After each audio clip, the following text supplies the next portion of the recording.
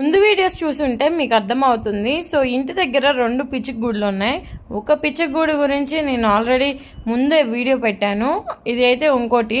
దాంట్లో మేము వెళ్ళేటప్పుడు 3 ఎగ్స్ ఉన్నాయి, మీరు కూడా గమనించే ఉంటారు. సో ఆ ఫోటో కూడా ఇక్కడ యాడ్ చేస్తాను చూడండి. సో అప్పుడు 3 గుడ్స్ ఉన్నాయి కదా, అసలు ఇప్పుడు ఏమైందా అని చెప్పి ఒకసారి పైకెక్కి చూస్తే ఒకటే గుడ్డు పిల్ల చేసింది. సో మిగతా 2 గుడ్లు ఏమైనా తెలియదు, కానీ ఇవి 2 వాటి పేరెంట్స్ అనుకుంటా. కాసేపటికి ఒకసారి ఒకటి కాపలాగా ఉండి ఇంకోటి ఫుడ్ తీసుకొచ్చి పెడుతుంది. ఇక్కడ వాళ్ళ పిల్లని ఏం చేస్తున్నామా అని చెప్పి అసలు తెగ కేకలేస్తుంది. అదైతే ముందు వీడియోస్ చూసుంటే మీకు అర్థమవుతుంది. సో ఇంటి దగ్గర 2 పిచ్చుకగూడులు ఉన్నాయి. ఒక పిచ్చుకగూడు గురించి నేను ఆల్రెడీ ముందే వీడియో పెట్టాను.